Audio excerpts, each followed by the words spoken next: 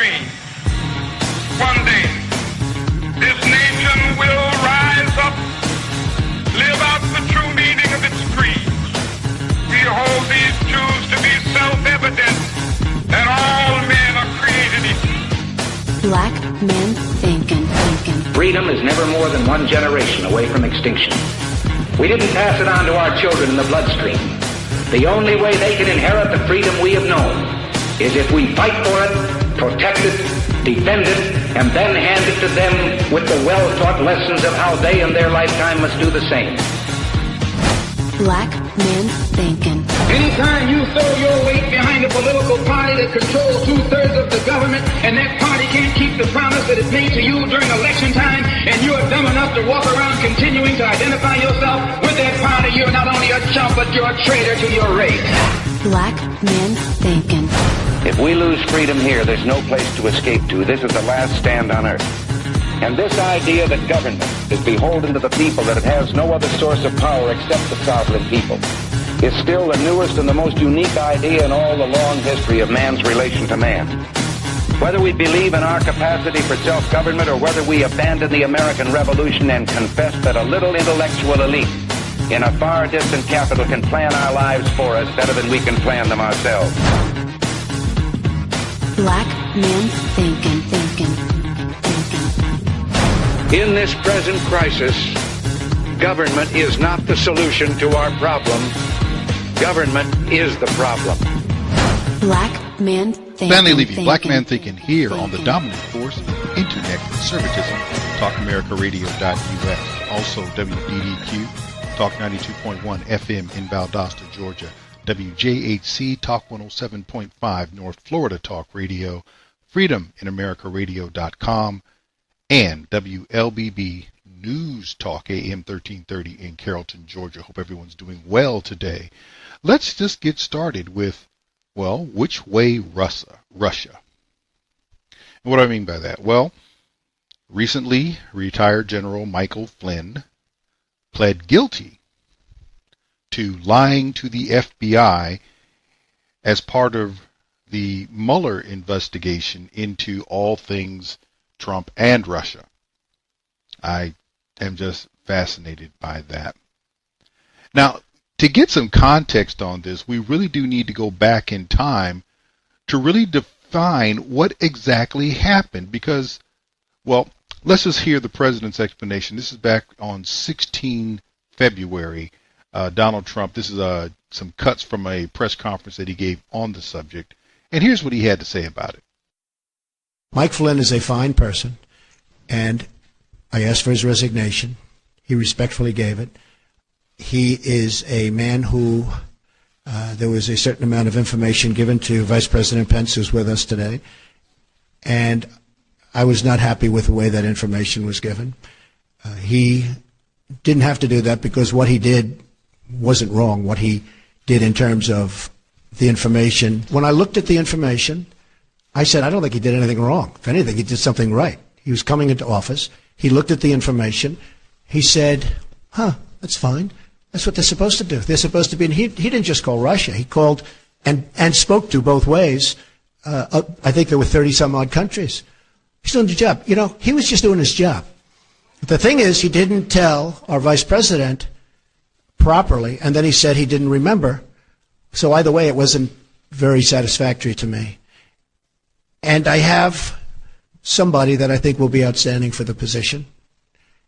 And that also helps, I think, in the making of my decision. But he didn't tell the Vice President of the United States the facts, and then he didn't remember. And that just wasn't acceptable to me. When I first heard about it, I said, that doesn't sound wrong. My counsel came, Don McGahn, White House counsel, and he told me, and I asked him, and he can speak very well for himself. He said he doesn't think anything is wrong. He really didn't think, it was really what happened after that, but he didn't think anything was done wrong. I didn't either, because I waited a period of time and I started to think about it. I said, well, I don't see, to me he was doing the job. The information was provided by, who I don't know, Sally Yates, and I was a little surprised because I said, doesn't sound like he did anything wrong there, but he did something wrong with respect to the vice president, and I thought that was not acceptable. As far as the actual making the call, in fact, I've watched various programs and I've read various articles where he was just doing his job. That was very normal. You know, at first everybody got excited because they thought he did something wrong. After they thought about it, it turned out he was just doing his job. So, and I do, and by the way, with all of that being said, I do think he's a fine man. He thinks he's a fine man. The first thing that strikes is, remember, this is all about Russia. But as Trump said, he spoke to 30 different countries, more than 30 different countries, including Russia. How come only Russia seems to matter? Because it didn't seem to matter only to Flynn or to Trump.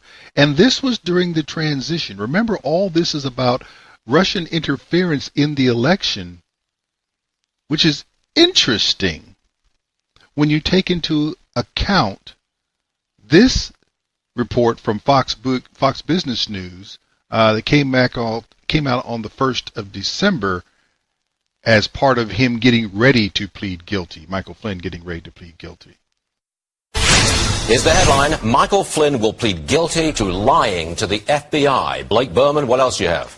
Stuart, we've got the two-page complaint here in which it spells out two different occasions in which Michael Flynn, the president's former national security advisor, has admitted to lying to federal investigators.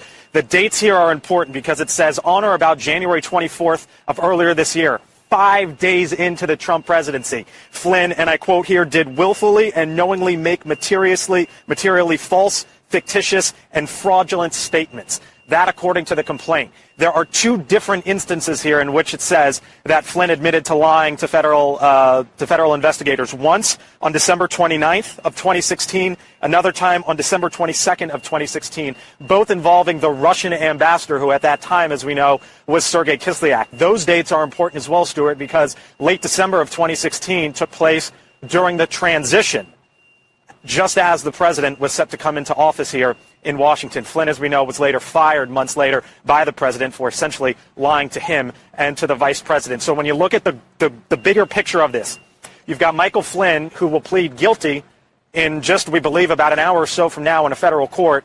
The next question is whether or not he will then cooperate with whatever else might come down the line with the Mueller investigation. Keep in mind already, George Papadopoulos, a former low-level advisor, has already pled guilty to lying, and Paul Manafort and Rick Gates have pled not guilty to essentially defrauding the government from before their Trump campaign involvement. But this is a major headline here as we expect Michael Flynn to walk into a federal courtroom moments from now, Stuart, and plead guilty to lying. You're right, Blake Berman. It is indeed a major political headline, but I'll draw our viewers' attention to this. It's not having any impact, this particular political story, no impact on the market whatsoever, because we continue to move higher. I like the way that Mr. Varney ended that. The political story doesn't seem to have any impact on the markets, which means it's not really having an impact on society at large because the markets keep moving higher. America has turned off this thing for the most part. The people who get up every day and go to work, who have been told for months, more than a year, to be honest with you, at least a year, maybe a year and a half, that Donald Trump is in bed with the Russians and that's why he won the re-election, etc., so on. People have been waiting for more than a year for any evidence that that is true. And this was another non-issue. Why do I say that was a non-issue? Notice the dates that came up in the report. The dates were in December of 2016 and January of 2017. If there was collusion, then the lying that occurred in December as part of the transition, I'm sorry, the election was the month before. How do you collude during the transition to throw the election that happened a month earlier? How is it that a lie told to the FBI during the transition demonstrates anything about what happened with Russians during the election when you have nothing there during the... Really? Of course, everything we do see about collusion and Russia and politics prior to the November election happened on the Democrat side, but we don't see anybody going forward with that. But he pled guilty. He said he was guilty. Yeah, he did. What did he plead guilty about? In the National Review, there is a story, interesting story, I have to tell you. What the Flynn plea means. This is from Andrew McCarthy. It came out on the 1st of December. There's less to the news than meets the eye. Why do we say that? Here's the reason. While initial reporting is portraying Flynn's guilty plea as a major breakthrough in Mueller's investigation of potential Trump campaign collusion with the Russian regime, I suspect the opposite is true. Here's one of the reasons. In connection with George Papadopoulos, who also pled guilty in Mueller's investigation for lying to the FBI, when a prosecutor has a cooperator who is an accomplice in a major criminal scheme, the cooperator is made to plead guilty to the scheme. What do we mean? If there's Russian collusion, then we have people like George Papadopoulos who need to plead guilty to the collusion. Otherwise, what are they doing? This is critical, the article continues, because it proves the existence of the scheme. You need to prove the collusion. So this guy is pleading guilty to something that was materially part of the collusion, right? In his guilty plea allocution, the part of the plea proceeding in which the defendant admits what he did that makes him guilty, the accomplice is supposed to explain the scheme and the actions taken by himself and his co-conspirators to carry it out. This goes a long way toward proving the case against all of the subjects of the investigation. Here's the problem. That's not happening in Flynn's situation. Instead of him pleading guilty to the scheme, Flynn, like Papadopoulos, is being permitted to plead guilty to a mere process crime. A report from ABC News indicates that Flynn is prepared to testify that Trump directed him to make contact with the Russians initially to lay out the groundwork for mutual efforts against ISIS in Syria.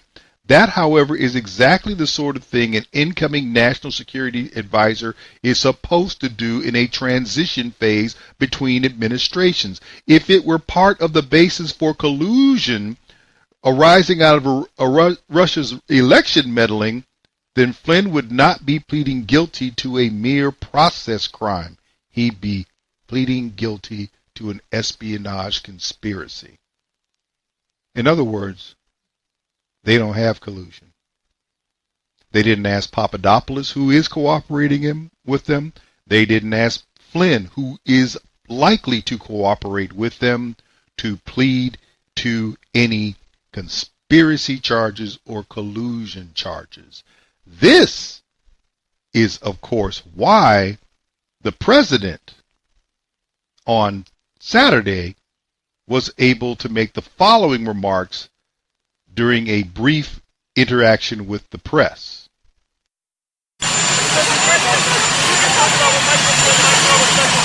No, I'm not. And what has been shown is no collusion. No collusion. There's been absolutely no collusion, so we're very happy. And frankly, last night was one of the big nights. We'll see what happens. Thank you all very much. Thank you very much. Thank you. No collusion. And that's where we're getting here. So let me get this straight.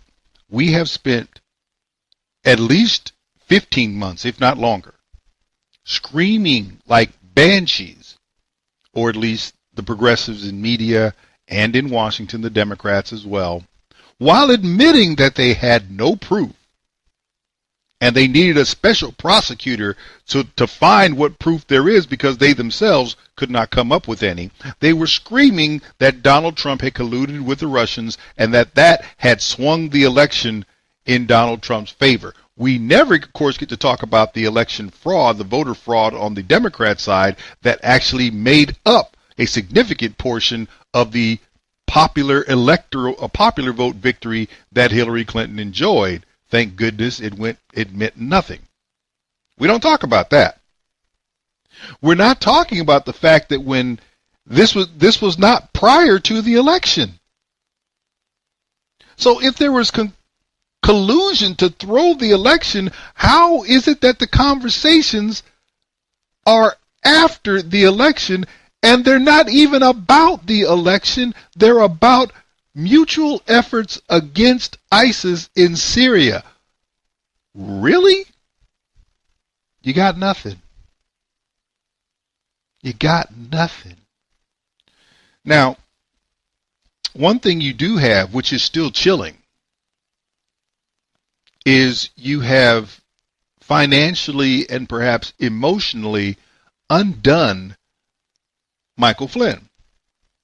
Because when the federal government, which has unlimited resources, meaning your money as taxpayers, can come after you and force you to respond and force you to spend money, force you to hire attorneys, force you to defend yourself, you may or may not be guilty, but you will be broke.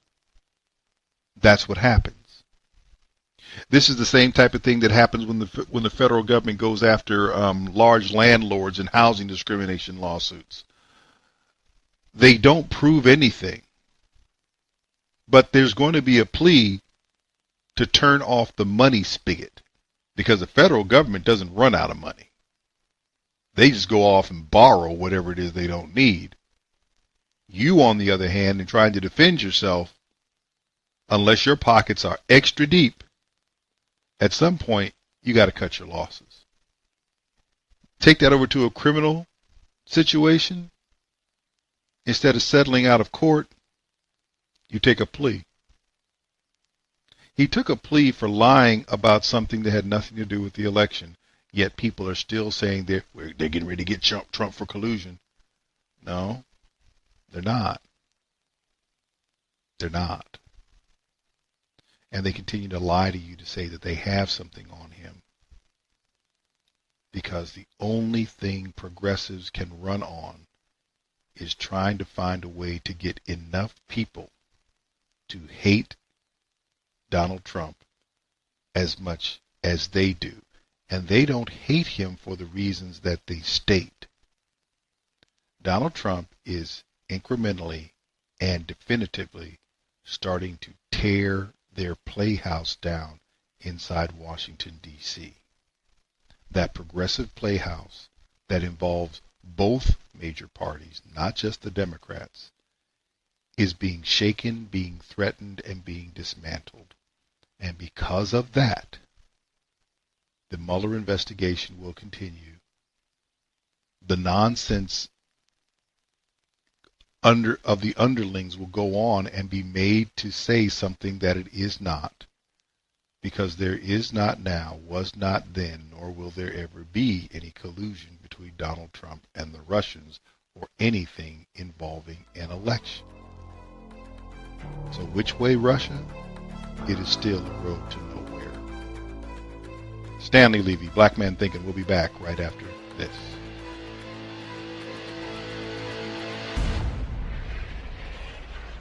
Stanley Levy, Black Man Thinkin', here on the dominant force in internet conservatism, TalkAmericaRadio.us. Also, WDEQ, Talk 92.1 FM in Valdosta, Georgia. WJHC, Talk 107.5 North Florida Talk Radio. FreedomInAmericaRadio.com, and WLBB News Talk AM 1330 in Carrollton, Georgia. Let's be clear about something. Progressives hate tax cuts. They hate them with a purple passion. Now the question is whether or not you understand why. Let's dismiss the lie that tax cuts blow up budgets. They don't. 4 times in the history of the United States, after World War I in the 1920s, in the 1960s during the Kennedy administration, more the Johnson administration, which they were actually carried out, in the 1980s with Ronald Reagan, and in the 2000s, the early 2000s with George Bush, Bush 43. Those are the only 4 times in this nation's history since the questionable ratification of the 16th Amendment, which gave Congress an unfettered right to tax individual incomes, only those 4 times have rates been reduced in any significant way. The result on tax revenues was always the same. They went up significantly. In the case of the Reagan administration, they nearly doubled from what was being taken in by the Carter administration. Now, under Jimmy Carter, we had double-digit tax brackets, with the highest rate being 70%, the highest marginal rate. By the time Ronald Reagan left office, there were 2 tax brackets. 2, let me say that again, 2 tax brackets, 15%, and I believe the other was 25.8 or 25.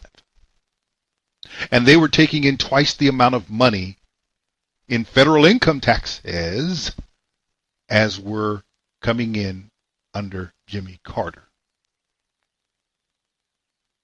In the 1960s, the tax cuts that cut the top marginal rate from 91%, why would you ever want to make money, down to the 70% where it stayed until Reagan came along, that cut generated enough revenue to fund the Vietnam War and the moonshot. Oh yeah. And the Great Society. All 3 of those things cost a heck of a lot of money. And a tax cut was in the mix. As far as the 1920s, they were called roaring for a reason. As far as the 2000s, yeah, that wrecked the economy. Wrong. By 2005, the tax cuts that Bush 43 had gotten through Congress in 2001 and 2003, by 2005, the federal government was taking in more money in income tax revenues than in any year of the Clinton administration. There were 47 consecutive months prior to the Great Recession in which the Bush administration, or the economy under the Bush administration, 47 consecutive months of job growth that produced over 7.7 million jobs in 47 months. And that followed the tax cuts, first in 2001 and then again in 2003, because the ones in 2001 weren't enough to get us out of the recession that the nation was in following the Clinton administration. That's just the way it was. Yeah, but that wrecked the economy. No, fool. The idea that you had the government underwriting bogus mortgage loans and they finally came due, that's what wrecked the economy. So we bring all this up. Why? Because now we're on the verge of seeing another potentially significant rate reduction. And you're hearing the same lies that you always hear from progressives. How are we going to pay for it? Well, let me ask you this. If you went on a job and found out that by going to another job, it was going to get you were going to pay less money. You were going to work fewer hours, but get more money. Would anybody be asking you questions about, well, how are you going to make up the hours? No. There's really no difference here. If I cut rates and I get more money, what is it I have to pay for again? What is it I have to pay for? If what I'm doing is going to generate more money, where do I need to find more money to pay for what makes more money? It makes no sense. And this has been historical. One of the great tragedies of American society is the amount of ignorance about what tax rate reductions do to tax revenues. Tremendous amount of silliness. Nevertheless, on Friday, this past Friday, December 1st, at early in the morning, the Senate finally got its act together to catch up to the House, and CBS News reported on it in this fashion. Overnight, congressional Republicans clear a hurdle toward a major tax overhaul. Early this morning, the Senate approved the bill by a vote of 51 to 49. Last-minute concessions were made. No Democrats voted for the plan. The Senate will have to work with the House, which already passed its version. The nearly $1.5 trillion bill is viewed as a major victory for President Trump and is the largest tax overhaul in more than 3 decades. It includes tax cuts for businesses and high-income people, with more modest breaks for others. After the vote, President Trump tweeted, "We are one step closer to delivering massive tax cuts for working families across America. Look forward to signing a final bill before Christmas." Errol Barnett is in our Washington bureau with more. Errol, good morning.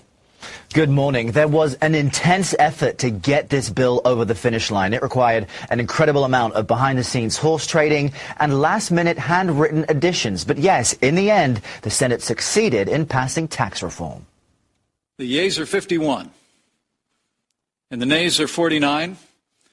The Tax Cuts and Jobs Act, as amended, is passed. It was almost 2 in the morning when Vice President Pence announced the final vote, which was largely along party lines. This is a great day for the country. It's been 31 years since we've done comprehensive tax reform. But Democrats bemoaned the size of the nearly 500-page legislation and its last-minute handwritten additions on the Senate floor. When we got the bill, this is what it looked like. And online. They're sending around their edits as we speak. Can you tell me what that word is? Republicans say the late changes were necessary to secure votes from skeptical members and were done through regular order. You complain about process when you're losing. Those additions included a deduction for individual property taxes, capped at $10,000, and Republicans revived the alternative minimum tax for high earners. It just came down to sort of the bump up of between fiscal issues. Retiring Tennessee Senator Bob Corker, the only Republican to vote no, was turned off by the $1.5 trillion price tag. But other Republicans argued these cuts will grow the economy. This is what this bill is about. Take-home pay. More money for the American people. While the corporate tax rate is being slashed permanently, individual cuts are not set in stone. A family of 4, for example, earning $75,000 a year would initially get a tax break averaging $2,200. But Democrats note those savings would be temporary. I just think the priorities of this tax bill are all wrong. Now, also included in this Senate plan were other Republican goals, including a provision to allow drilling in the Arctic National Wildlife Refuge in Alaska and a repeal of the Obamacare mandate that individuals purchase health insurance. Anthony? Errol Barnett in our Washington bureau. Thanks. Let me start with that last bit. So the Senate tax bill repeals the individual mandate in Obamacare. That thing continues to circle the bowl. Obamacare is going away. Let me help you out. All the progressives, because I know there are progressives out here who listen to this show just so they can basically find out what that crazy black man is saying. Obamacare is dying. Death of 1,000 cuts, maybe, but it's dying. And the mandate is past going away. It's going to go away. That's in the bill. That is likely to survive conference. It could, which means there's no mandate. Without a mandate, Obamacare has no way to survive. But let me go back to something else. They're complaining about the size of the bill at being around 500 pages. Does anybody remember how big Obamacare was? 2,300 pages, 2,300 pages. And let's remember that, as Nancy Pelosi famously said, we have to pass the bill so we can find out what's in it away from all the controversy. And the thing I'm finding interesting now is who's voting for this. So now there's not any Democrats, at least not in the Senate, who are voting for tax reform. And there's a Republican who doesn't have to face the voters who's not voting for tax reform. So let me get this straight. The Democrats who already are in the minority don't want tax reform. And the one Republican who's not going to see any voters is against tax reform. What does that tell you? That people who are not progressives know that tax reform needs to pass. Isn't that interesting? When people have to face you, it's amazing that they make decisions that they want that you want them to make. It just kind of works out that way. Here was Donald Trump's response to tax reform. being passed by the Senate during that early morning session. So it was a fantastic evening last night. We passed the largest tax cuts in the history of our country and many other things along with it. Tremendous tax reform, but it was the biggest package in terms of tax cuts ever passed in our country. Now we go on to conference, and something beautiful is going to come out of that picture. People are going to be very, very happy. They're going to get tremendous tax cuts and tax relief, and that's what this country needs. One other thing, business tax all the way down from 35 to 20. It could be 22 when it comes out, could also be 20. We're going to see what ultimately comes out. But we now go into what I call the mixture. And the mixture is conference. And out of that, the House Republicans and the Senate Republicans are going to pick something that will be truly spectacular. In addition, though, we have other things that we approved last night which really make it some package. So these are the biggest tax cuts in the history of our country. Biggest tax cuts in the history of our country.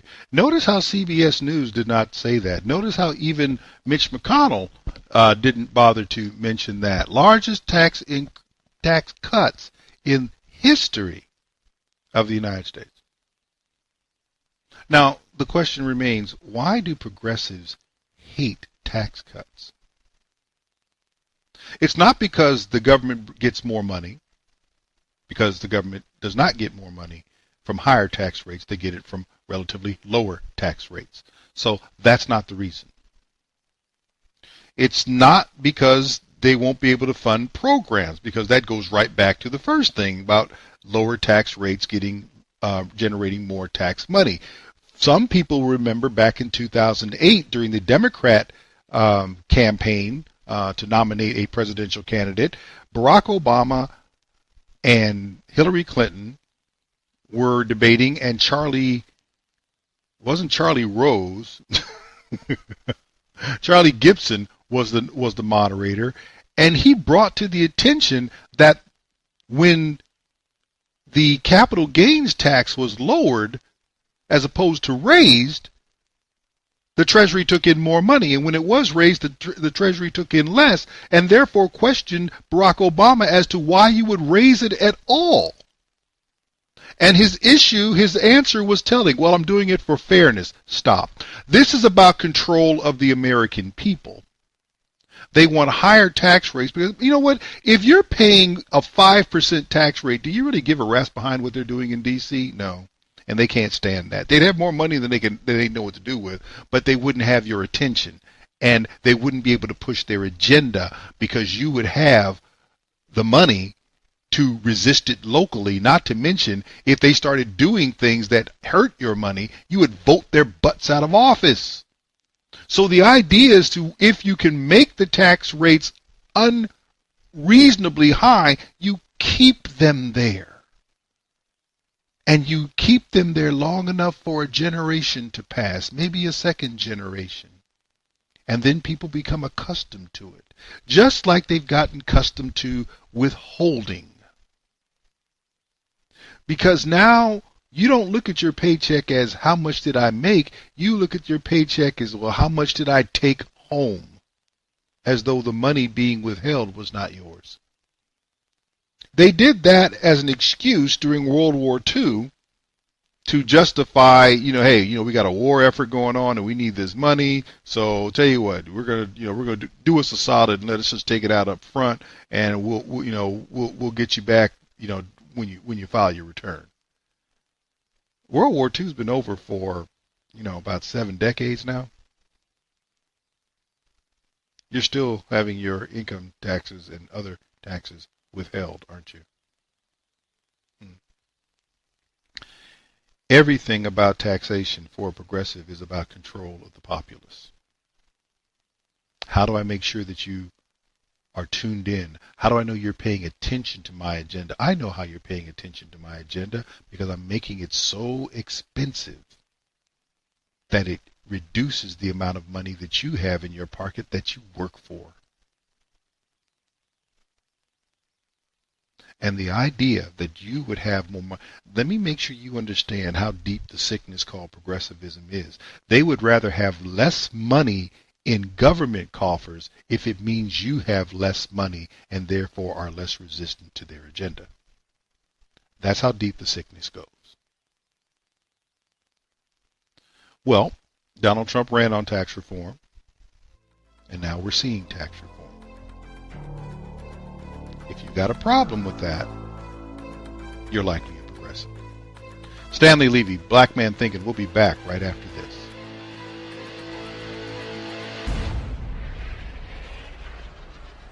Stanley Levy, Black Man Thinking, here on the dominant force, Internet Conservatism, TalkAmericaRadio.us. Also WPDQ, Talk 92.1 FM in Valdosta, Georgia, WJHC, Talk 107.5, North Florida Talk Radio, FreedomInAmericaRadio.com, and WLBB News Talk AM 1330 in Carrollton, Georgia. Well, we've gone ahead and instead of, after allowing Mexico to kill Kate Steinle, the American justice system, such as it is, killed Kate Steinle again. As you may know, the trial in which the illegal immigrant who did shoot Kate Steinle and caused her death was acquitted of both murder charges and involuntary manslaughter. He was convicted on a gun charge, but not held responsible in any way, shape, or form in the death of a U.S. citizen with whom he should never have crossed paths in any way, shape, or form, as he was an illegal alien, legal immigrant. Back on the 24th, as the trial was starting up, and of the major news organizations, it seems that only in the U.S. that only Fox News really had any interest in this and was willing to devote any significant amount of airtime to that. I find that curious. But here's what they had to say as the trial was about to open back on the 24th of October. Emotions running high during day one of the murder trial for the illegal immigrant accused of killing Kate Steinle. The 2015 shooting sparking the president's crackdown on immigration and the push for a border wall, which is about to reach a major milestone. Kelly Wright is here now with the new developments. Good morning, Kelly. Jillian, good morning to you as well. The trial opened with deep feelings of sadness as Kate Steinle's father gave dramatic testimony about his daughter's last day. The emotion in Jim Steinle's voice was palpable throughout the courtroom as he spoke fondly about the close relationship he shared with his daughter. He explained how they spent their last day together at the popular San Francisco Pier. Kate was fond of taking selfies, he said, even taking one moments before she was shot. He then tearfully recalled how they fell to the ground as he told the courtroom, "She looked at me with her arms out and said, 'Help me, Dad.' And I grabbed her and held her." Today is about the Steinle family and the incredible resolve they've shown through this entire process. And we're going to do everything we can to bring this family justice. Juan Francisco Lopez Sanchez is charged with second-degree murder in the death of Kate Steinle. Defense attorneys will argue that Sanchez shot Kate by accident. Even as he told the police officers that he found the gun there and it was an accident, he told them, "But bring me the papers, I'll sign the papers," in effect declaring himself guilty. Compounding this senseless killing of Kate Steinle is the fact that Sanchez is an illegal immigrant from Mexico who had been deported 5 times before returning to the sanctuary city of San Francisco. Now that sparked national outrage from opponents of sanctuary cities and illegal immigration. 2 days after Steinle's death, then presidential candidate Donald Trump launched his push for building a border wall. And as the trial gets underway, NBC News gathered images of 8 prototypes to be tested for building that border wall that President Trump is now seeking. Meantime, the trial is expected to continue 4 to 6 weeks. Jillian, Rob. Okay, Kelly, thank you so much. This was the reason, or among the reasons, that Donald Trump was talking about a border wall during the campaign. This case. Now, what I want you to understand is that this gentleman, and I use that term very loosely, had been deported 5 times from the United States and always made it back to San Francisco. I wonder why. And was scheduled to be deported a 6th time. But San Francisco, taking on the infamous sanctuary city status, would not cooperate with federal authorities, and instead of being in Mexico to do whatever he would do there, he was on the streets in San Francisco near the pier picking up a gun and having it quote-unquote accidentally discharged and killing an American citizen. I think that's kind of the definition of involuntary manslaughter. Maybe I'm missing it. I didn't mean to kill him, but I did. Before the verdict came out, and this was back on Saturday, the 2nd of December, the Steinle family got together, and I believe NBC News did the interview, and they spoke about how they felt regarding what had occurred. It's hard to fathom that the death of my daughter on a pier, and when you have a broken heart and have grief in your life, if you've never had it, it's awful. It's been tough.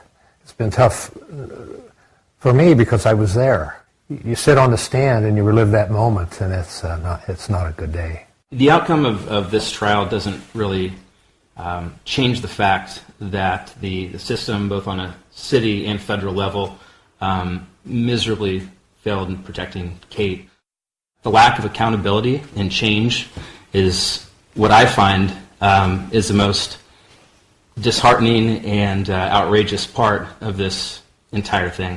The failure on all levels is what led to her death, and I think they share as much blame, if not more, than Sanchez. One of the hopes that we had after this had happened was that through some activity, government, through San Francisco or federal government, something would change on either level, but it seems as though it's the status quo, and this could happen again to somebody walking on a pier or somewhere else in San Francisco. Our family, we've not had a moment of anger, vengeance, and we had no room in our hearts and ourselves for any of that. So we still act under that.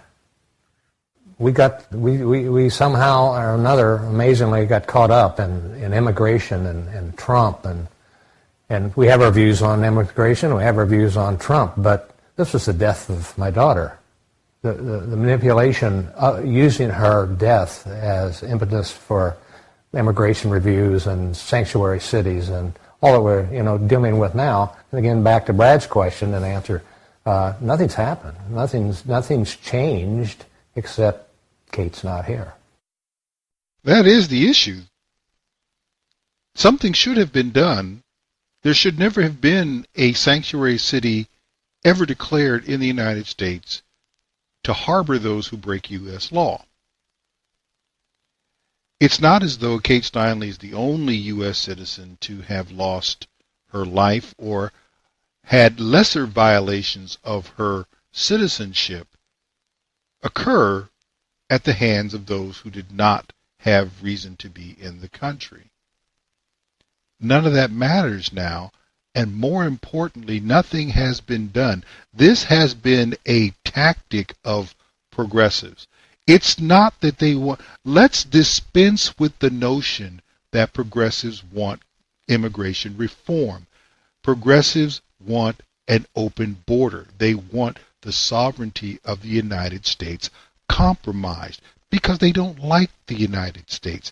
The very idea of someone saying there's no such thing as an illegal person, try that nonsense in any other country where someone can come in and just hang out in your country and they have the same rights or better. It doesn't work except where progressives rule. That's why Western Europe has so many problems with Muslim immigrants.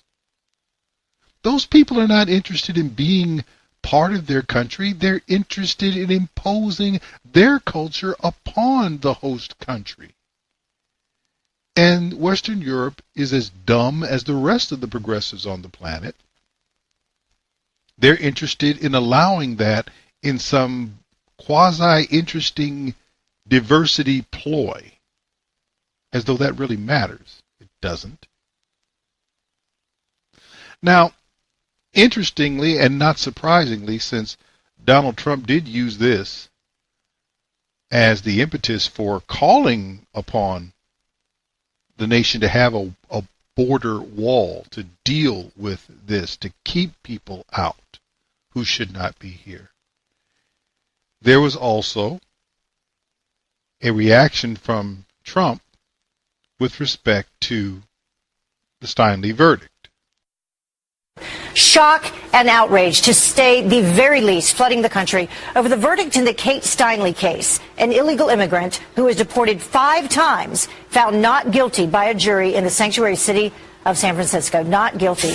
Jackie Banias joins us now live with reaction that is reigniting a national debate. Good morning, Jackie. Hey, good morning, Heather. Well, the verdict not only shocking but heartbreaking. The illegal immigrant responsible for Kate Steinle's death was found not guilty of murder and not guilty of involuntary manslaughter. Why? Because the defense claimed it was an accident, saying Jose Zarate didn't mean to shoot Steinle on a San Francisco pier back in 2015. Instead, the gun, which had been stolen from a Bureau of Land Management agent's car, went off by itself when he picked it up. Prosecution's argument? Zarate was playing his own version of Russian roulette, shooting Steinle, who was walking the pier with her father, on purpose. The verdict that came in today was not the one we were hoping for. This really is about the Steinle family. They've shown incredible resolve during this whole process, and our hearts go out to them.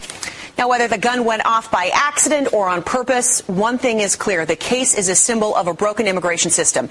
At the time of the shooting, Zarate had 7 prior felony convictions and was wanted for his 6th deportation. But the sanctuary city refused to follow the law by not turning him over to ICE. Instead, releasing him back into the streets, allowing him to shoot and kill an innocent woman who died in her father's arms.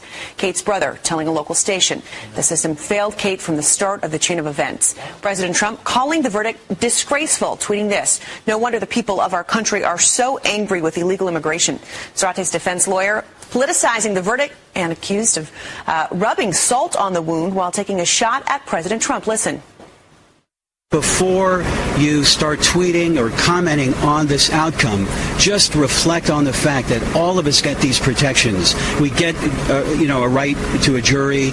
We get these burdens of proof, and we have to respect that a jury that spent this much time on this case, got it right.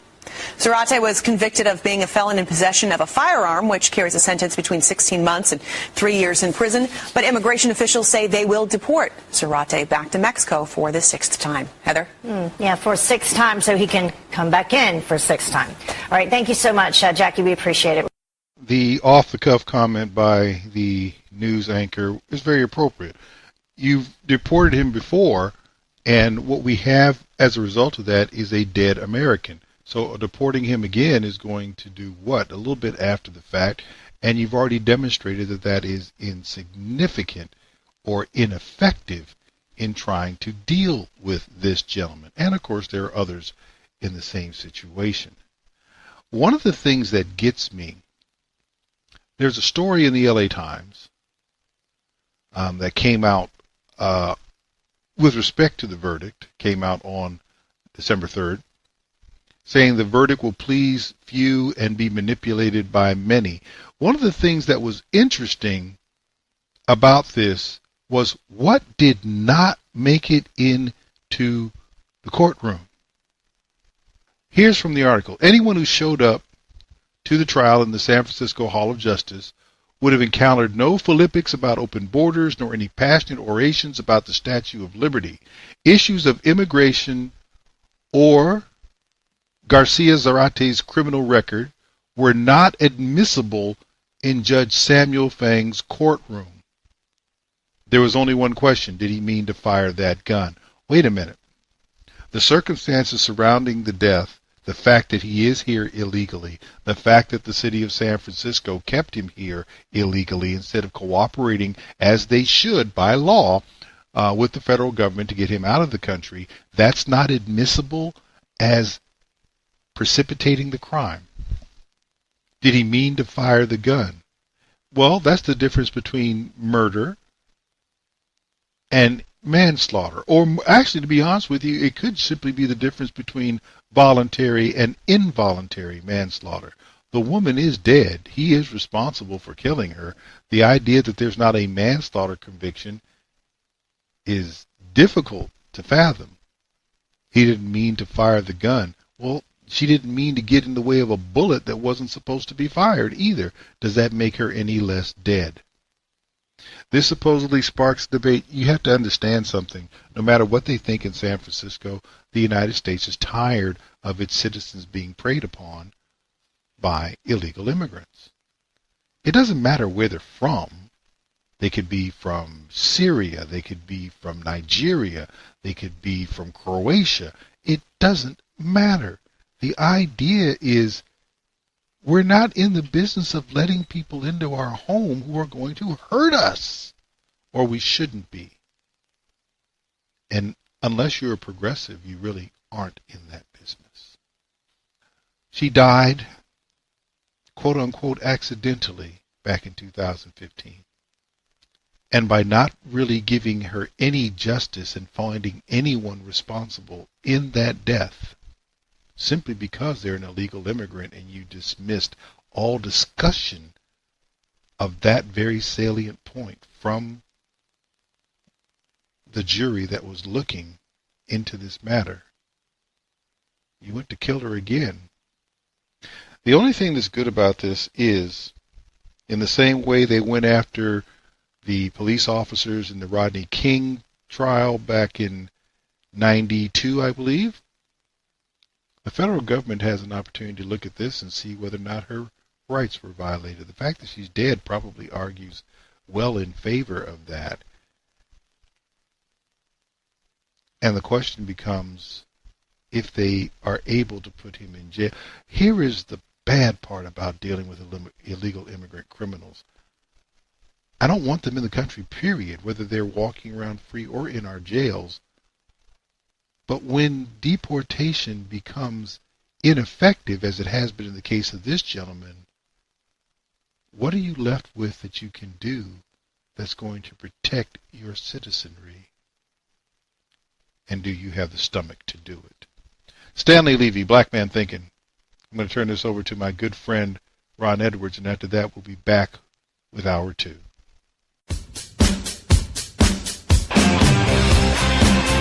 Not all the King's horsemen, leftists, or convicts now preparing to vote will prevent the election of Mr. Judge Roy Moore to the U.S. Senate. Hello, I'm Ron Edwards. On today's page from the Edwards Notebook, it is no secret that the Republican Rhino Brigade, led by the likes of Mitch McConnell, Paul Ryan, and many others, do not like the people who have the policy and stated Christian beliefs of Mr. Moore, who wants our government to operate within the restraints of the U.S. Constitution. Deputy Droop-Along, McConnell, and his Rhino cohorts sat around like immobile bootlickers when Obama was carrying out his mission to weaken the Republic beyond repair. Even before Moore's foray into the race for the Senate, the Republican elites never held a supporter of the Ten Commandments and our Constitution in very high regard. There is literally a major battle going on for the heart, soul, and direction our nation is to embark upon going forward. So, the accusations of bad behavior against Moore are lacking complete credibility. If it turns out he's guilty, I'll be the first to demand that he go the way of John Conyers, back to where he came from. But for the leftists who now allow convicted felons to vote in Alabama to help their agenda is awful. And I thank God their effort shall fail miserably. I'm Ron Edwards. Sponsored by the Tri-County Liberty Coalition. I have a dream. One day, this nation will rise up, live out the true meaning of its creed. We hold these truths to be self-evident, that all men are created equal. Black Men Thinkin. Freedom is never more than one generation away from extinction. We didn't pass it on to our children in the bloodstream. The only way they can inherit the freedom we have known is if we fight for it, protect it, defend it, and then hand it to them with the well-taught lessons of how they in their lifetime must do the same. Black Man Thinkin. Anytime you throw your weight behind a political party that controls 2/3 of the government, and that party can't keep the promise that it made to you during election time, and you are dumb enough to walk around continuing to identify yourself with that party, you're not only a chump, but you're a traitor to your race. Black Man Thinkin. If we lose freedom here, there's no place to escape to. This is the last stand on earth. And this idea that government is beholden to the people, that it has no other source of power except the sovereign people, is still the newest and the most unique idea in all the long history of man's relation to man. Whether we believe in our capacity for self-government or whether we abandon the American Revolution and confess that a little intellectual elite in a far distant capital can plan our lives for us better than we can plan them ourselves. Black Man Thinkin. In this present crisis, government is not the solution to our problem. Government is the problem. Black Man Thinkin. Stanley Levy, Hour 2 of Black Man Thinking on the dominant force of Internet conservatism. TalkAmericaRadio.us, also WDDQ, Talk 92.1 FM in Valdosta, Georgia, WJHC, Talk 107.5 in North Florida, FreedomInAmericaRadio.com, WLBB, News Talk AM 1330 in Carrollton, Georgia. Well, they're just wild about Harry, especially now that he's quote-unquote going black. Prince Harry of Great Britain has announced his engagement with the American actress Meghan Markle, and that should be enough. And when you listen to certain of the press, you would think that it was. The National, which I believe is a UK news organization, spoke about their first public outing in this way. Call it on-the-job training. Her first steps in a world he's known his whole life. He's a great fella, and I think he's chosen a really nice lady. She's so progressive, she's so new to the royal family, I think it's amazing. As an actor, Meghan Markle may be used to the spotlight, sure, but there's still a learning curve to becoming a royal. Thank you. Happy Christmas. Getting showered with admiration, even gifts, just for showing up. I suspect they'll frame it. Probably remember the first outing together. Yeah. And staying humble enough to pick up a fan's lost glove. Kate didn't go out on an engagement with William for some time after the engagement was announced, and here we are 4 or 5 days later. She's out on the road, and look at the reaction to her. People love her. At some points, the couple even bent the unwritten royal rules, getting rather touchy-feely in public. Prince Harry has been here in Nottingham at least a half dozen times in recent years. He says it's a place that has a special place in his heart. That's why he wanted to share it with his fiancée in their first public outing together. And it seems Prince Harry has a special place in the hearts of many here in Nottingham. And here's why. His work with local charities like this one, helping to reduce youth violence. Or across town at a World AIDS Day event, following in the footsteps of Harry's mother, Diana, who lent a caring touch to AIDS patients, while some still considered that risky. A lot of people kind of, poo-poo them or say they're not important anymore and they're not relevant. And I think just today just shows how relevant they are, really. They'll share many more outings like this. For Markle, it's a new job and a new life, with more royal firsts still ahead. Thomas Dagler, CBC News, Nottingham, England. Now that is their first public outing. It's a wonderful story. She's getting into the mix. And this is a big deal. But the big deal, to be honest with you, is not what many in this country, particularly among the progressives and the Negro community, and I do mean the KNEE-GROW community, it's not what they think it is. Here is what it was for Harry. And this is the interesting thing about the royals. The royal family of Great Britain is known for being very closed, but they're not necessarily known for being dishonest. They say what they mean. they mean what they say. If they're not sure that they mean it, they simply don't say it.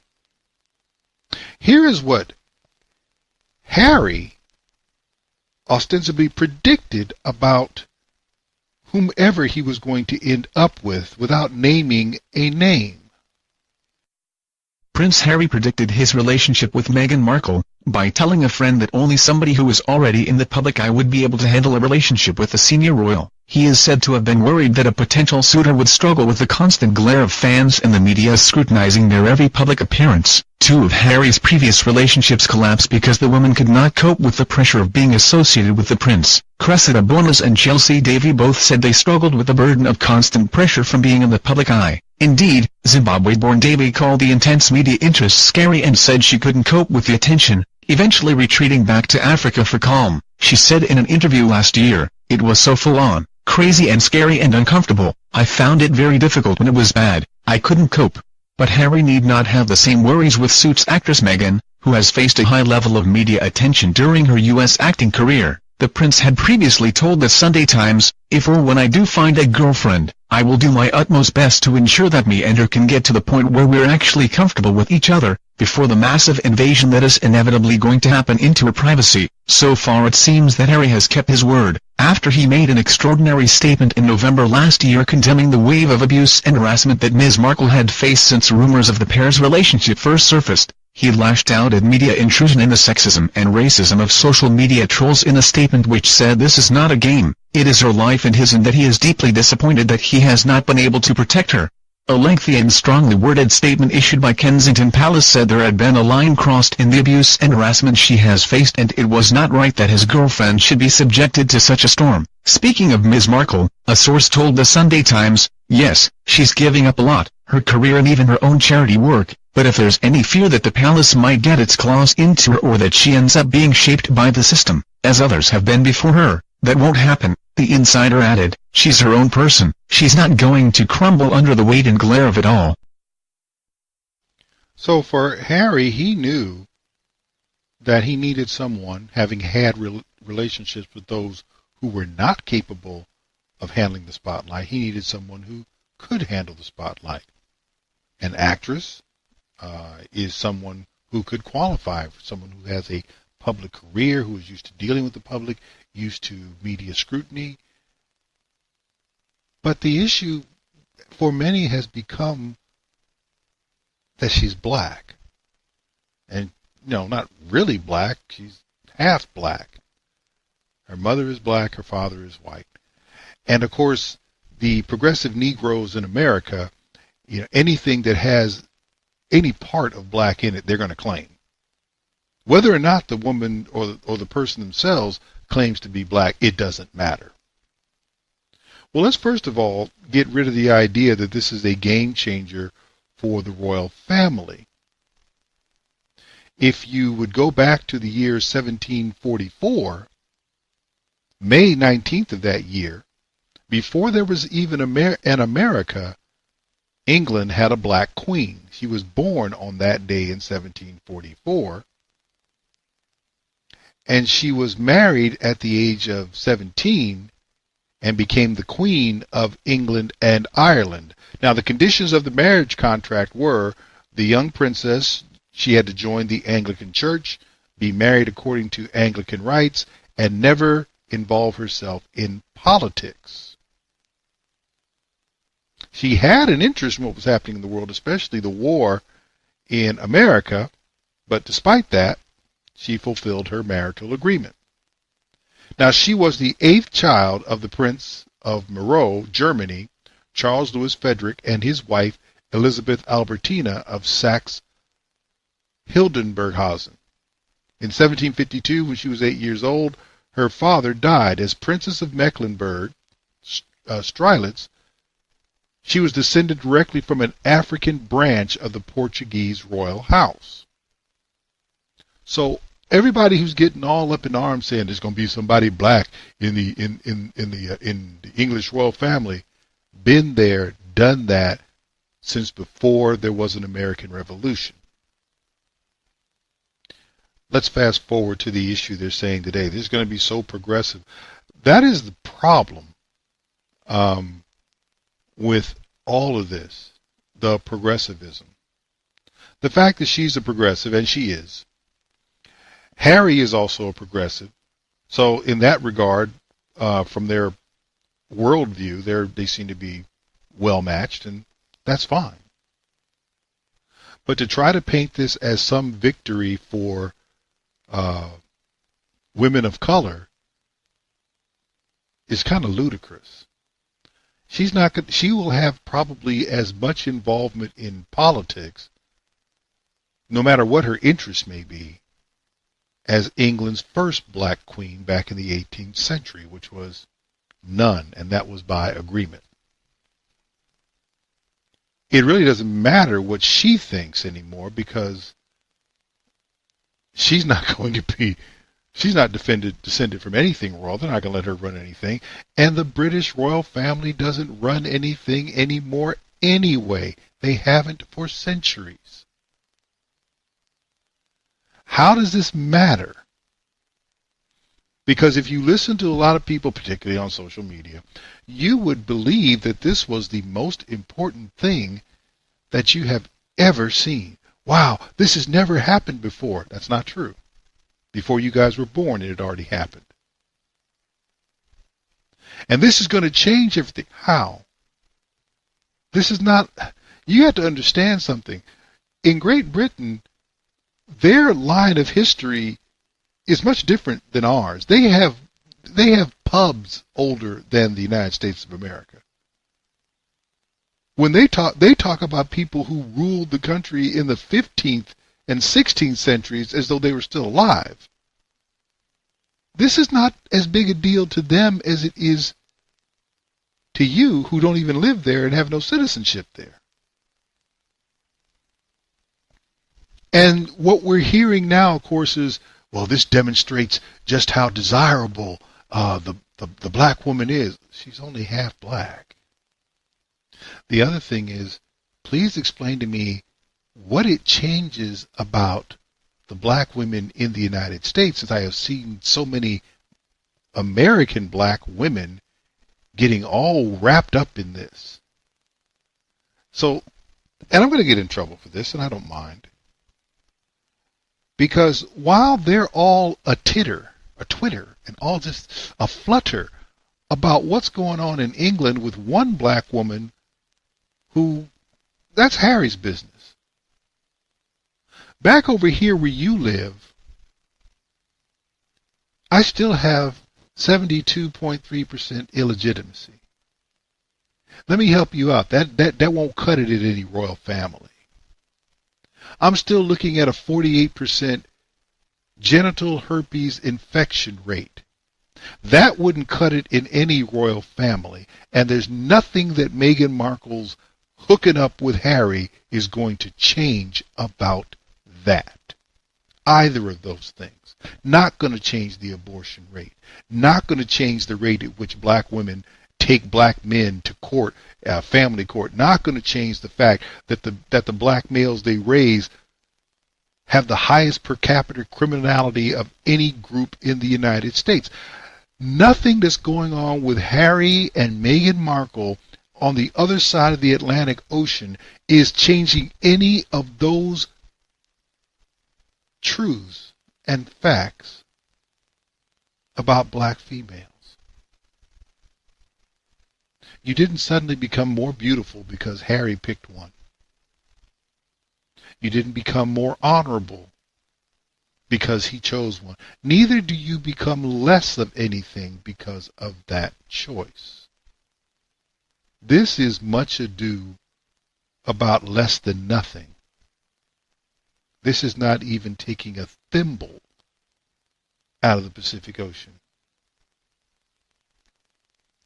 I have a simple request.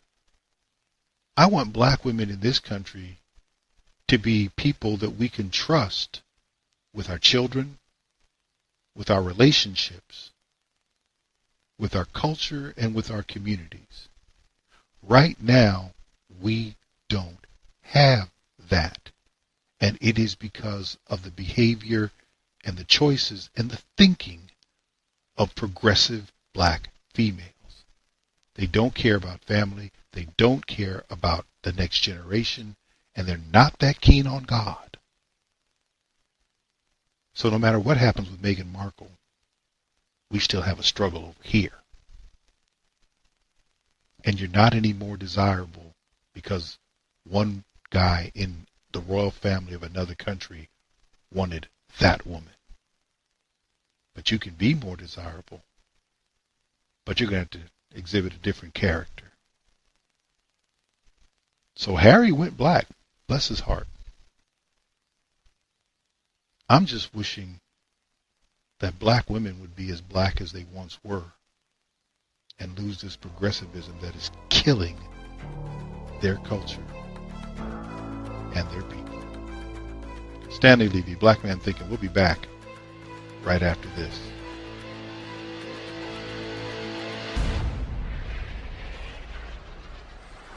Stanley Levy, Black Man Thinking, here on the dominant force in internet conservatism, TalkAmericaRadio.us. Also WDDQ, Talk 92.1, FM in Valdosta, Georgia. WJHC, Talk 107.5, North Florida Talk Radio, FreedomInAmericaRadio.com, and WLBB News Talk AM 1330 in Carrollton, Georgia. The sexual allegation Warlock hunt continues. And for those who do not know, a warlock is nothing other than a male witch. This is a witch hunt. And the purpose of the witch hunt, let me state this up front because people keep looking at the trees and ignoring the forest. This is simply about delegitimizing male authority in American culture. You can even see the lack of testosterone showing up at news anchor desks throughout the country as a result. If you go back 10, 15 years ago, women were not uncommon, but there was always a man and a woman. There was a balance. If you go back even further than that, of course, women were a rarity the further back you go. But then they broke that barrier. Now what they're trying to do is to totally reverse it. Why? Because they want a more progressive presentation at the news desks. That's what this is really all about. And men are less likely to give that presentation. Women are more likely, particularly those in entertainment and journalism, much more likely to grab hold of and run with progressivism. That's not to say there aren't progressive men out there. Good grief, there are. One of them, of course, being Matt Lauer. Now, the interesting thing about Matt Lauer is he's been fired and now everything is coming out about him. But the first thing that strikes me about this is the NBC reaction to what occurred. New developments in the firing of Today Show host Matt Lauer in the wake of those sexual misconduct accusations. Yeah, the network is looking into whether anybody knew about Lauer's alleged behavior and failed to report it. ABC's Ariel Reshef is in studio with more on that. Ariel, good morning to you. Good morning, Dan and Cecilia. This morning, we're learning more about when NBC executives first confronted Matt Lauer about the allegations and what he told them. The network saying management met with the former Today Show host weeks before his very public firing. This morning, NBC News executives say they confronted Matt Lauer weeks before his first accuser came forward. Top brass now claiming they questioned the fired Today Show host after learning several media outlets were pursuing stories about possible sexual misconduct, but say at the time Lauer denied any wrongdoing. When asked directly about any misconduct, Lauer said he, quote, could not think of anything at all. This after NBC's statement Wednesday saying we can say unequivocally that prior to Monday night, current NBC News management was never made aware of any complaints about Matt Lauer's conduct. Good morning, everyone. Lauer's long-standing career came to a grinding halt when an employee came to NBC to tell her story. Good morning. Breaking news overnight. Matt Lauer has been terminated from NBC News. ABC News has confirmed an investigation is underway at NBC, the company combing through Lauer's emails. NBC News President Noah Oppenheim promising swift action against anyone who knew about the alleged behavior and didn't report it. Lauer's multi-million-dollar contract now in question. NBC saying the former star anchor is not getting paid past his last day, but a legal battle could be looming. NBC could have liability if Matt Lauer chooses to challenge the termination. The crux of this case is whether he engaged in the conduct that he's been accused of and whether that conduct violates the morality clause in his contract. Lauer releasing a statement earlier this week that read in part, "To the people I have hurt, I am truly sorry. Some of what is being said about me is untrue or mischaracterized, but there is enough truth in these stories to make me feel embarrassed and ashamed." We reached out to Lauer's representatives. They are not commenting on the latest revelations. This morning we know 3 accusers have come forward to NBC. We checked with NYPD. At this time, there are no criminal allegations against Matt Lauer. It's a sad story all around, but an important moment in our culture. Ariel, thank you very much. We really appreciate it. Here's the first thing that strikes me in all of this. One, at the end you heard there are no criminal charges because no crime was committed. This is not about legal or illegal. This is simply about political correctness. It is politically incorrect for you to hang around after a woman has said you've done anything wrong. It doesn't matter whether or not she's telling the truth, because we have now conditioned the culture to believe any lie a woman tells, and women lie about sexual assault at a frighteningly high clip. We can go through high-profile case after case of women who claim that they were sexually abused, raped, assaulted, whatever, only to find out that they lied through her teeth. Brian Banks is one who was on his way to USC on a football scholarship when his high school classmate accused him of raping her. He lost 5 years of his life before she decided to come clean. There is the Duke Lacrosse case. There's a case at UVA. We can go on and on. Here's a Fox News report, and they're actually reporting on a New York Times story. The headline, then married former NBC employee claims Matt Lauer sexually assaulted her until she passed out in office. Are you serious? Matt Lauer, the disgraced former anchor of NBC's Today Show, who was fired for inappropriate sexual behavior, once summoned a married female employee to his office. I don't know why it makes a difference that she was married. These are progressives we're talking about. They couldn't give a rat's behind about whether someone's married or not. They don't care about homeless. They don't care about anything else. Never mind. The alleged incident occurred in 2001. The woman who was not named in the report. How convenient. So you can come out and accuse somebody of sexual assault, but you don't have to put yourself out there. Isn't that cute? She says she was in her 40s at the time. According to the report, Lauer was behind his desk and she took a seat in the office. She said he locked the door from a button at his desk and he asked her to unbutton her blouse. She said she complied and claims he got up from his desk, approached her from behind, bent her over his desk and had sex. Stop. If the only thing you took off was a blouse, please explain to me how sex occurred. What else did you comply to? What other items of clothing did you comply to remove or simply adjust? And how come that stunningly obvious thing is left out of this quote-unquote report? She claims that she passed out during intercourse and woke up later on the floor at his office. She said Lauer had his assistant take her to a nurse. She said Lauer never mentioned the encounter with her again, and she left the network about a year later. How many things are wrong with this? What do you read in that was not consensual? You know, she doesn't say that she was forced out of the network. She says she just left. And the idea that NBC didn't know. So let me get this straight. You have Matt Lauer's assistant leading some dazed woman whose clothing is probably not altogether correctly adjusted over to a nurse, and you're trying to tell me nobody has any idea what went on. Are you serious? Get out of here with that foolishness. And now everybody wants to play holier than that. Get out of here. There's a line from the song Poncho and Lefty by Willie Nelson and Merle Haggard. All the federales say we could have had him any day.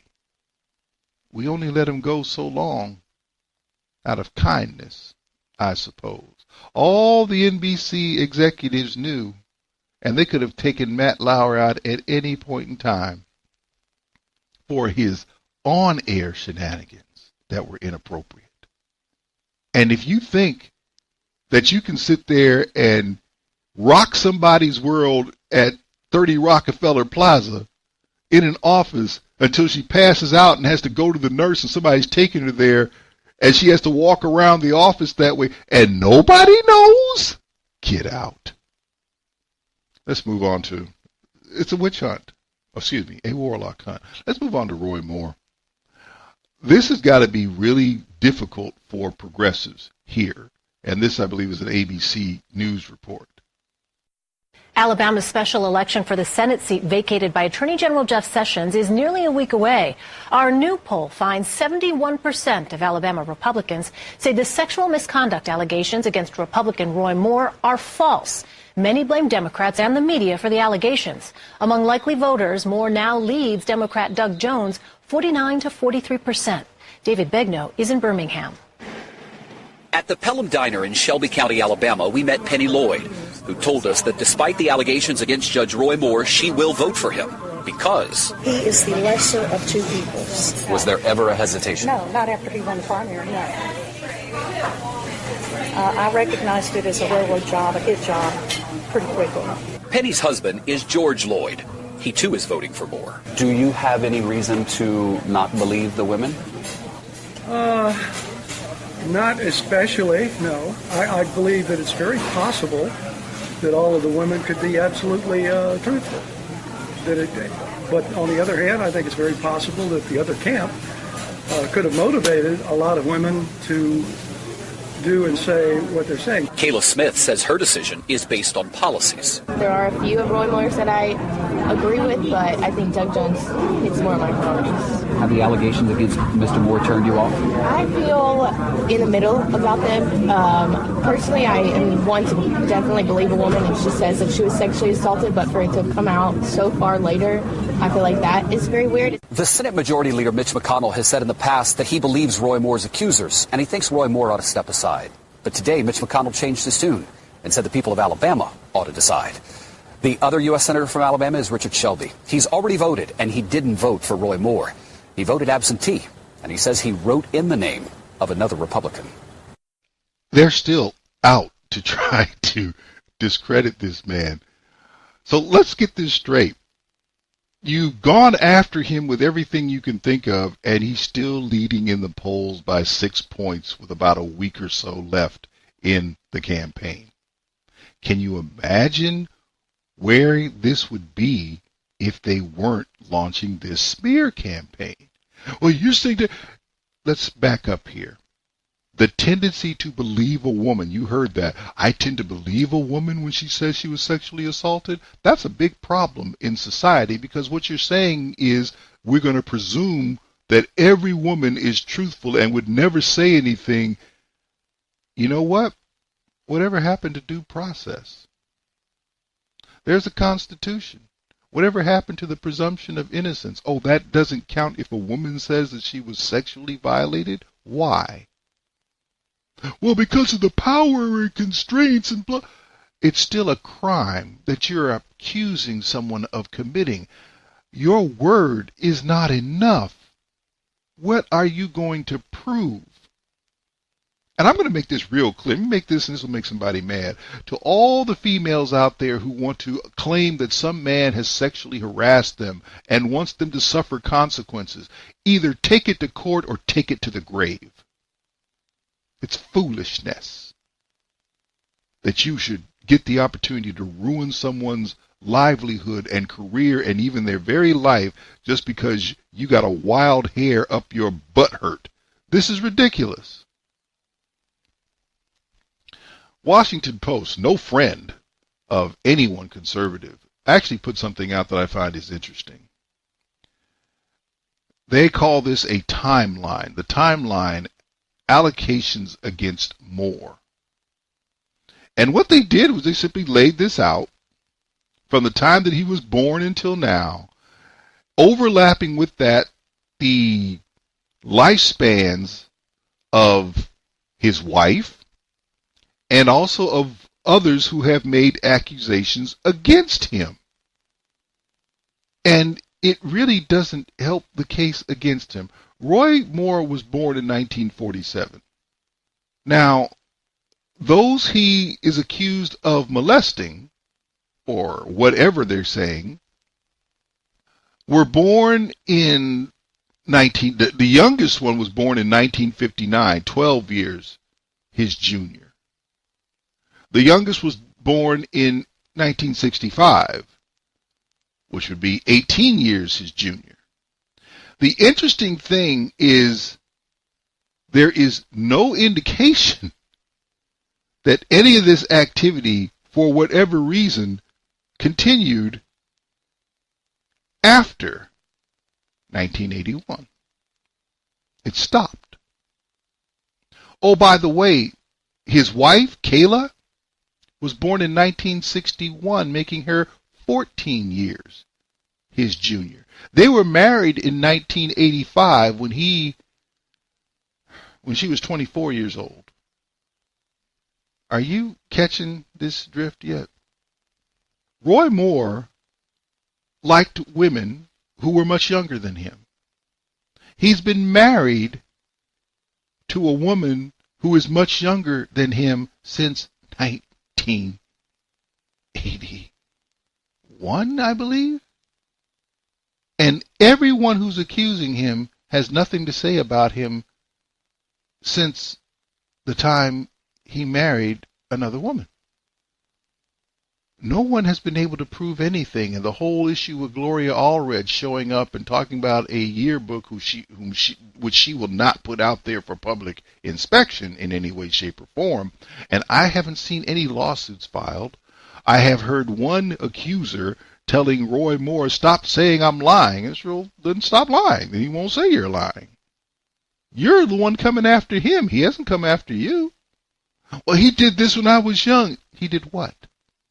And remember, he asked parents beforehand whether or not he could talk to their young daughters. He wasn't sitting there with a black trench coat or anything.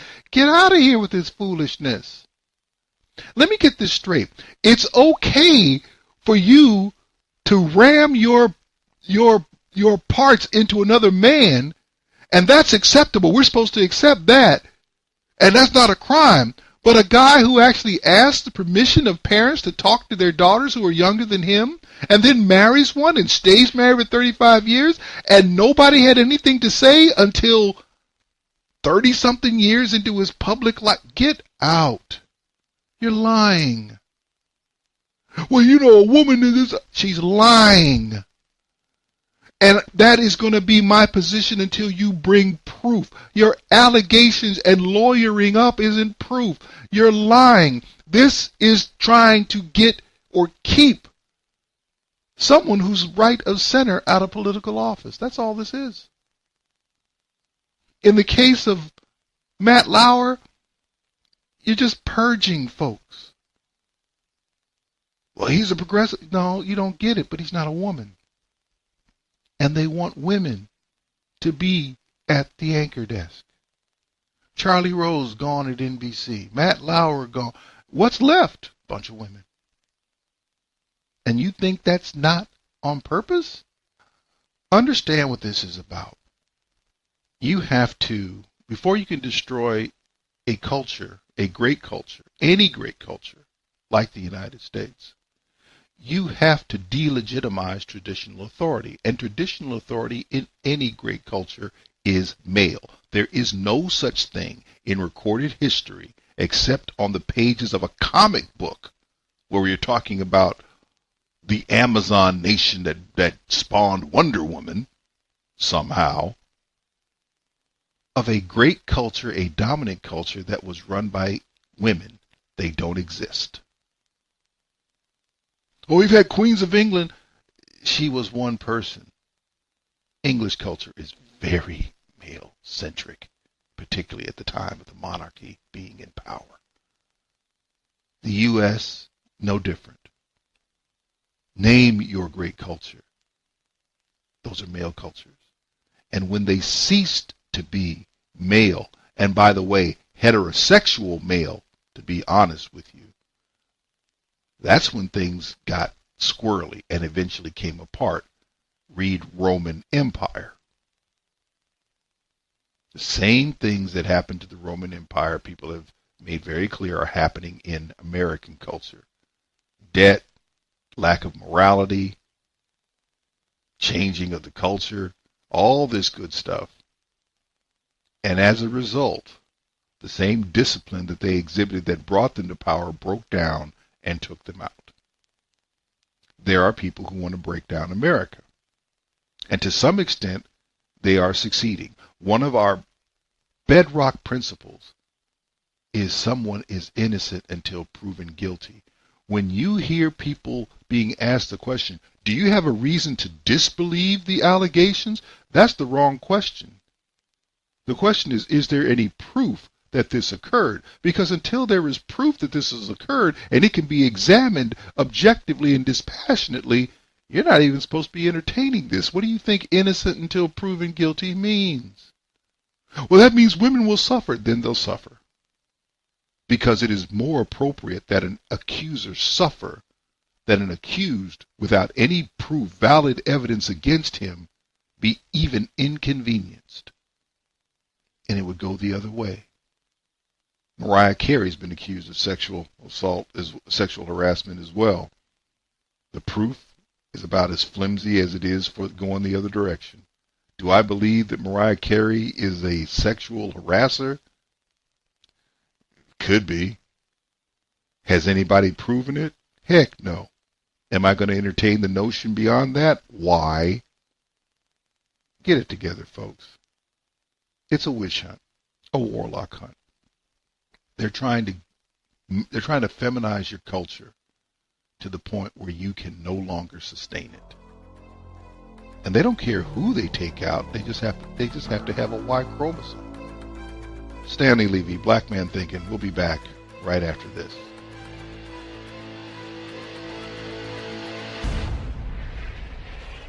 Stanley Levy, Black Man Thinking, here on the dominant force of internet conservatism, TalkAmericaRadio.us, also WDDQ, Talk 92.1 FM in Valdosta, Georgia, WJHC, Talk 107.5 FM, North Florida Talk Radio, Freedom in America Radio.com, and WLBB News Talk AM 1330 in Carrollton, Georgia. Final segment of the show.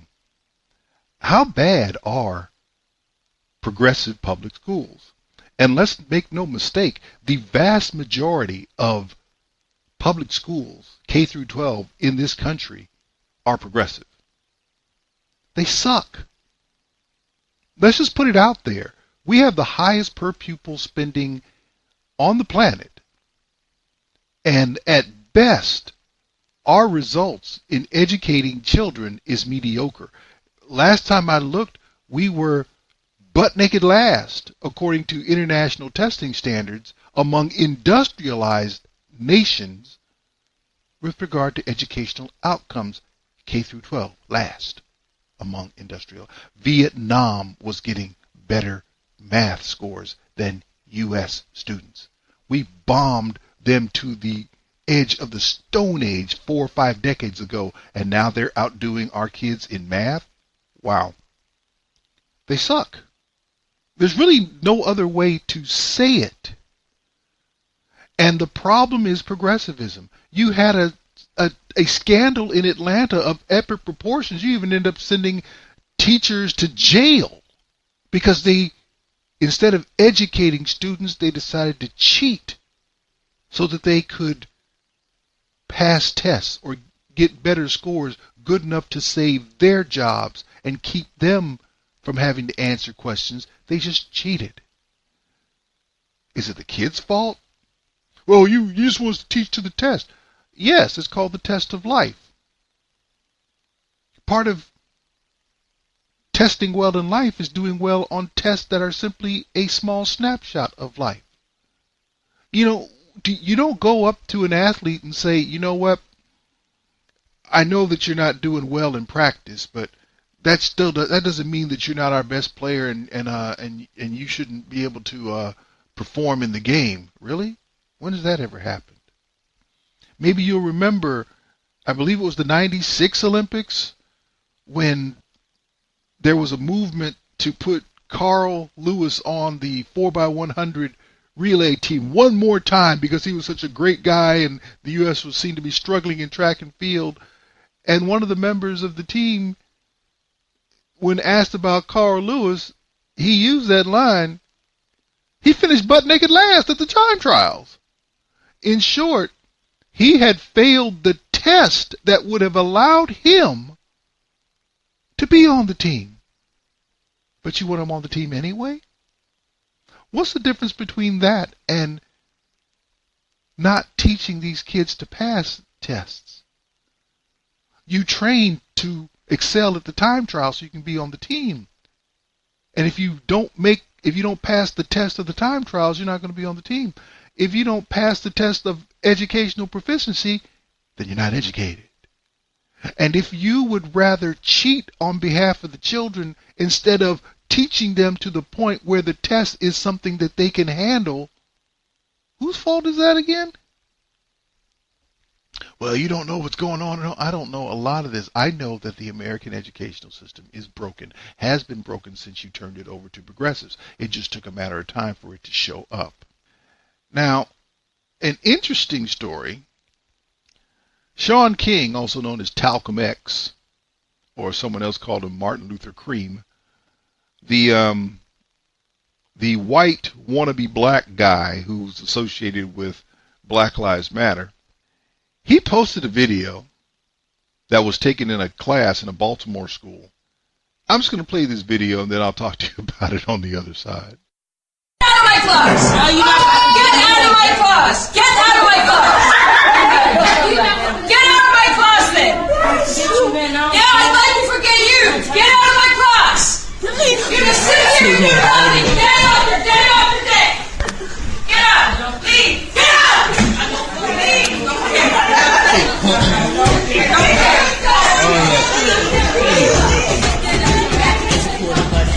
Who else needs to freaking leave? You're getting zeros for doing nothing!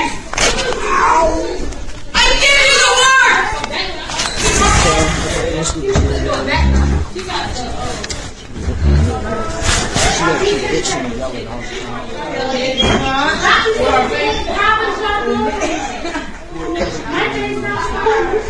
You're idiots! Education! We want to be real punk ass! He's gonna get shot!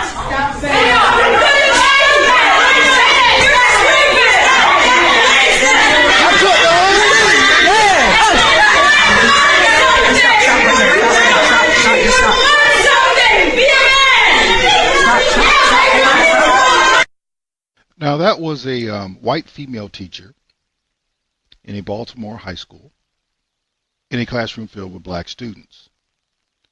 And she threw one black student out and challenged the rest, issued the challenge to the rest, calling them out. And of course, Talcum X, also known as Shaun King, wanted to ignore the ratchet behavior of the students. And I use students in air quotes. What does she say? You're getting zeros for doing nothing. You come here day after day, sit here and just watch the clock pass, talk to each other, take on no responsibility for improving yourself or trying to master any new material. And then you think everybody's supposed to be okay with you. Doesn't work like that. Never has worked like that. Now, the teacher being white and the students being black, of course, gives all the progressives, look at the terrible thing he said. They're going to be broke-ass Negroes who get shot. Well, I hate to break it to people, but that's exactly what is happening in Baltimore. And at a frighteningly higher clip since the Freddie Gray foolishness. In case you missed it, since Stephanie Rawlings Blake, when she was mayor in Baltimore, told police in that city to give folks space to destroy, Baltimore's murder rate has just gone through the roof. And they've been stacking the corpses of broke Negroes who get shot like cordwood. Baltimore is a leading U.S. murder capital. Baltimore is the heroin capital of America. Baltimore schools suck hind tit in math proficiency. They stink. But that's not what the progressives care about.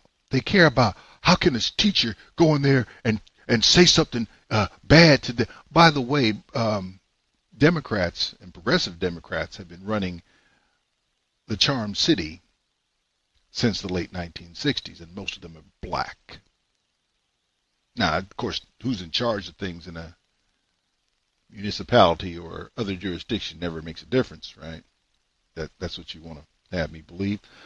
I don't, but you can try to tell me that all you want to. How bad is math proficiency in Wow, the Baltimore Sun, August 22nd of this year headline, less than half of Maryland students pass English and math assessments. Less than half? Excuse me? I have a state-determined criteria for what it means to be proficient in math and English. I have state-run schools whose job it is to make sure that students are at least that proficient. They're minimum standards. And less than half? Excuse me. Name another profession in which that level of performance would continue to have the same people employed. You would be cleaning house. But progressives are the ultimate blame the victim. The students are the victims. And part of the reasons they are the victims is there's no discipline in the schools. Fox Baltimore 13, this is not the national, this is the local affiliate. 13 Baltimore City high schools, 0 students proficient in 0. None in math. And in that was November 8th of this year. Back in May of this year, the same news outlet in Baltimore, 6 Baltimore schools, no students proficient in state tests. Can you help me understand how this is anything other than a failure of whoever runs the school systems, whoever runs the education systems? You don't get... I went to school some decades ago. We didn't have this. We didn't have students just ignoring the teacher. Well, don't get me wrong. I'm not saying that it didn't happen. But my parents made sure that I was at a place where that was not going to happen. There's nothing good about this. And I guarantee you that the lack of proficiency among the students is heavily weighted upon black students. Well, that white teacher shouldn't have said anything about him. No, the white teacher, you pushed her to the brink with your children's jacked up attitude and behavior in her classroom, more concerned about their hoodies and sneakers than about learning anything. And they all responded, oh, you called us this. But when she said you're getting 0s for doing nothing, nobody really responded. When she threw the kid out of the class, and he took his time leaving, but she got him out of the class, there wasn't a big response. Yeah, she's just complaining all the time. No, you're not working any of the time. And all you hear is mumble, grumble, low roll, low groaning, all that other stuff. And when she said they're failing, no big deal. But when she called them broke Negroes who get shot, now we get the big response. She called them idiots. She called them stupid, and she was right to do so.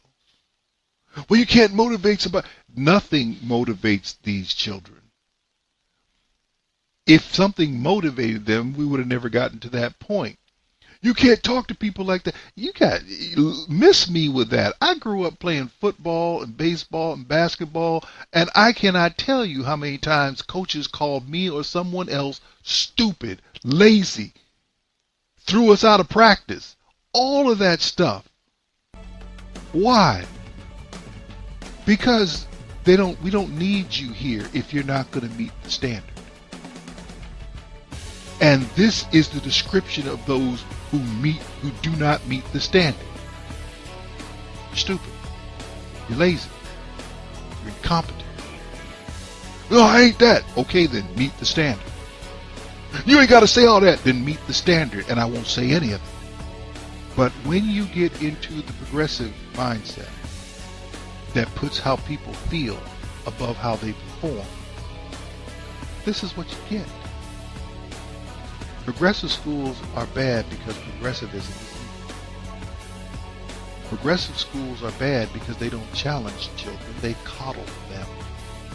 And children need to be challenged. Sometimes very bluntly, if they're going to excel. And you cannot have an American culture without children who excel. And that's our journey. As always, may God bless and keep every one of you. Treat your families well. Treat your country well. Because without it, you have bigger problems than you do. Until next time, you take care. You've been listening to Black Man Thinkin' with your host, Stan Levy. Join Stan midnight to 2 a.m. That's late Monday night into early Tuesday morning. And find him on the web at Black Man Thinkin' without the G. That's blackmanthinkin.com.